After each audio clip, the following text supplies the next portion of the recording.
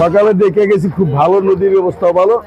নদী যখন 12টার দিকে আমি বাড়িতে গেলাম তখন গোসল করে খাওয়া দাওয়া করে শোয়ার পরে 4টা সাড়ে 4টার দিকে মাইক দেওয়া হাউস করতেছে নদী ভাঙ্গা এই অবস্থা। একবার হালকা যে বেরি ব্যান্ডার ছিল ওই বেরি ব্যান্ডার সহকারে নিয়ে যেতেছে ঘর দুয়ার তো সবাই সারতে পারতেছে না। আপনি দেখতেছেন, দেখেন কি পরিস্থিতি দেখেন। এর আগে ওই সেটটা বাংলা, এই সেটটা বাংলা স্থায়ী বেরিবাদ করলে এই সমস্ত ক্ষতিগ্রস্ত হইতো না মানুষ। এই মানুষগুলো অনেক কি করবো, ওই যাইবে বালু উত্তোলন, এখন তো কোনো বালু উত্তোলনের জায়গা না।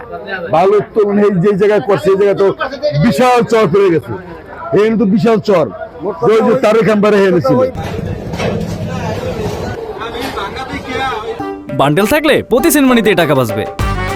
বিকাশ সেনমানি বান্ডেল কিনে জিতুন প্রতি লেনদেনে। আমি মোবাইলে দেখতে পাই যে কিনা ভাঙন শুরু হয়েছে। এখানে যারা ছিল তারা বলছে যে 3টা কি 3:30 নাগাদ মূলত এই ভাঙনটা শুরু হয়েছে। হঠাৎ করে কেউ বুঝতে পারে নাই, সারাদিন বৃষ্টি ছিল, কেউ হয়তো বা অপ্রয়োজনীয় বৃষ্টির মধ্যে কেউ বেরো হয় নাই। হঠাৎ করেই আসলে এই ভাঙনটা হয়ে গেছে। ইভেন অনেক মানুষ, এই বেশিরভাগ ঘরবাড়ি তারা আসলে সরাই ছাড়তে পারে নাই। এখানে একটা বিল্ডিং ছিল, আমি যতটা জানি এই যে বিল্ডিংটা, এই বিল্ডিংয়ের এই পাশে কয়েকটা বাড়ি ছিল, ঘর ছিল, এগুলো আসলে নদীর মধ্যেই আছে। দেখতেই পারতেছেন যে কি পরিমাণ দোকানপাট ছিল, তারপরে আপনার বাড়িঘর ছিল। এখন ওই যে দেখতেছেন যে গাছটা টোটালি এই যে এইমাত্র পড়লো।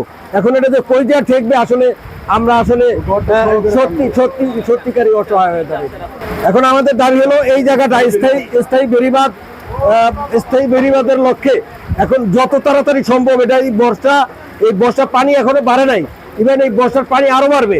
তো সেই বিবেচনায় এখানে দ্রুততার সহিত এখানে জিও ব্যাগ ফেলে A to Z এখান থেকে শুরু করে টোটাল এই যে এই অংশটা ঝুঁকিপূর্ণ যে অংশটা আছে, এই টোটাল অংশটাকে মূলত জিও ব্যাগ ফেলায় আসলে এটার আপাতত একটা সমাধান আসলে করা অত্যন্ত জরুরি বলে মনে করছি।